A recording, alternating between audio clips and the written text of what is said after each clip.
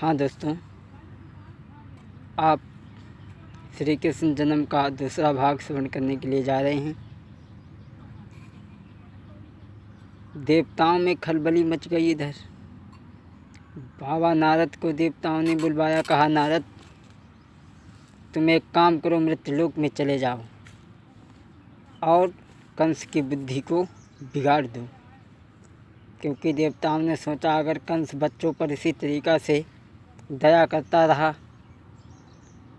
तो उसके पाप का घड़ा नहीं भर पाएगा और इसकी मृत्यु नहीं होगी। नारद बाबा चली, कंस की सभा में पहुँची। बीड़ा को बजाते हुए नारद बाबा पहुँच गए। नारद बाबा ने देखा, अरे कंस ये क्या किया तुमने, छोड़ दिया। कंस कहने लगा मेरा तो काल 8वां है। नारद बाबा ने पृथ्वी पर एक ज़मीन पर गोला बनाया और उसमें 8 लाइनें खींची। कहा कंस अब इन्हें गिनो। कंस ने वो गिनी तो 8वीं पहली आई और पहली 8वीं आई। जच गई बात यहाँ खोपड़ी में और तब कहाँ ताव थी क्रोधी में। जच गई बात यहाँ हृदय में तो कहाँ ताव थी क्रोधी की। माता की गोदी का बच्चा पटका पृथ्वी की गोदी में। कंस भागता हुआ गया, उस बच्चे को छीन करके दीवार पर पटक पटक के मार दिया।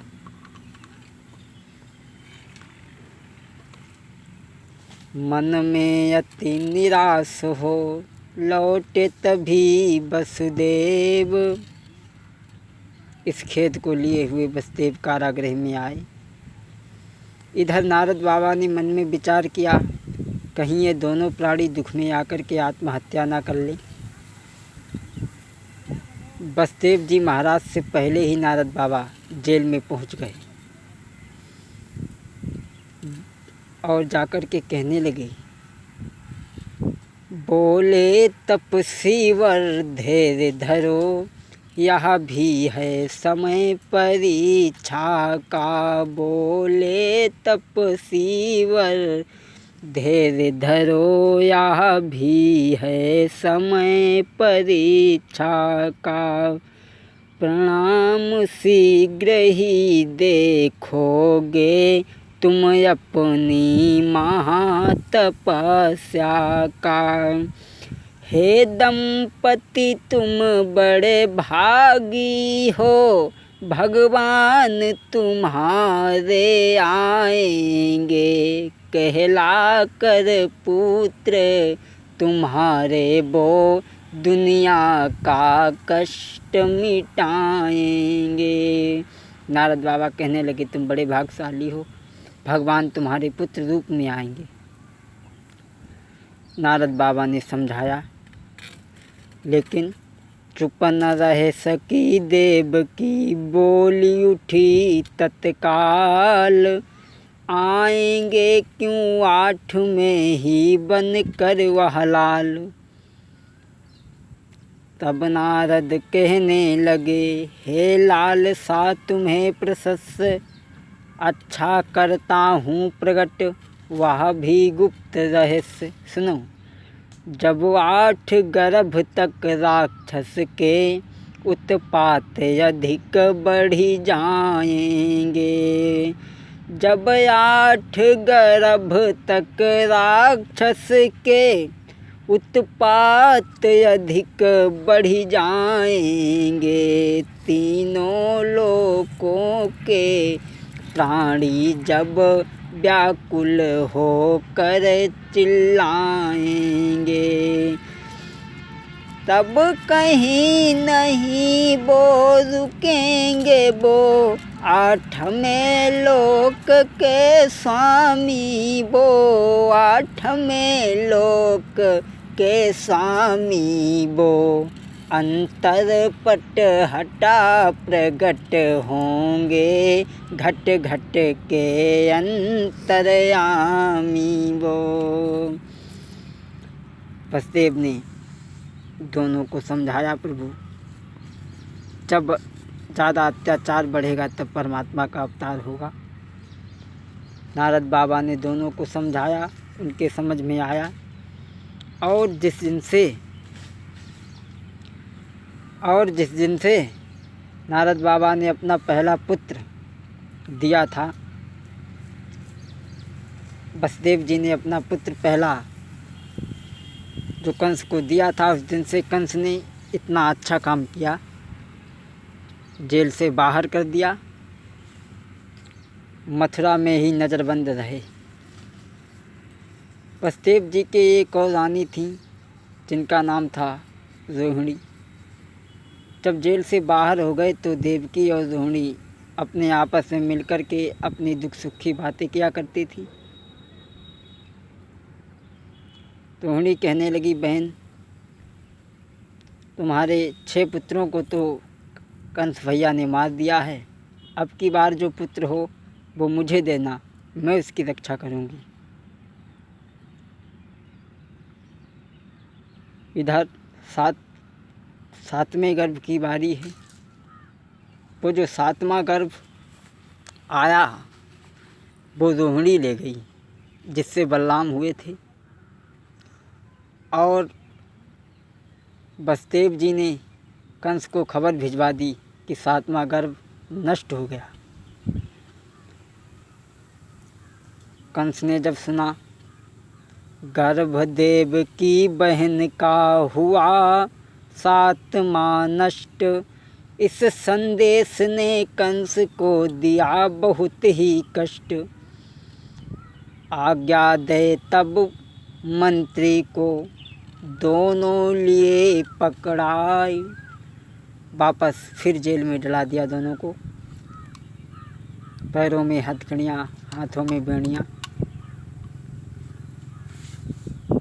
अब तो जनता में हाहाकार मच गया। जनता ने कंस के ऊपर चढ़ाई करने का विचार बनाया। नारद बाबा ने आकर के रोक दिया कि तुम लोग उस हंसा से कभी भी जीत नहीं सकते। ये काम किसी और शक्ति को ही करना है। नारद बाबा ने समझाया तो सभी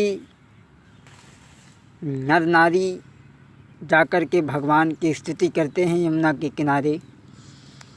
नाथ फिर डूबते भारत को बचाने आओ, नाथ फिर डूबते भारत को बचाने आओ, नाव मझधार में है पार लगाने आओ, नाथ फिर डूबते भारत को बचाने आओ। इस प्रकार करते सब यमुना तट पुकार, इधर देव की मात ने सपन निहारा एक। इधर देव की सपन देख रही है। क्या देखा?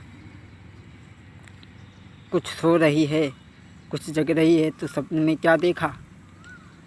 एक आकाश मार्ग से मूर्ति चली आ रही है और जूं-जूं वो पृथ्वी की तरफ बढ़ती है उतनी ही पृथ्वी छोटी पड़ती जाती है। बढ़ते बढ़ते वो भव्य मूर्ति इतनी विस्तीर्ण अपार भई, बढ़ते बढ़ते वो भव्य मूर्ति इतनी विस्तीर्ण अपार भई, सारा संसार उसी में था, वही सारा संसार हुई। बादल दल बांधी बांधी अपना नभ पर दुंदुभी बजाने लगे, नभ पर दुंदुभी बजाने लगे। मानो घनश्याम आग बन का घनश्याम संदेश सुनाते हैं। कुछ जगती थी कुछ सोई थी, वह मात स्वप्न में भगवान प्रकट हो गए। नीले अक्षरों में दीवार पर लिखा था, अहम ब्रह्मा समीप, यानी मैं ही ब्रह्म हूँ। जैसे कुछ गदगद गिरा से बोली माता तुम कौन, जैसे ही कुछ गिरा माँ कहने लगी कौन। भगवान कहने लगे सारा संसार मेरे दर्शनों को व्याकुल होता है और माँ मेरे से पूछ रही तुम कौन हो।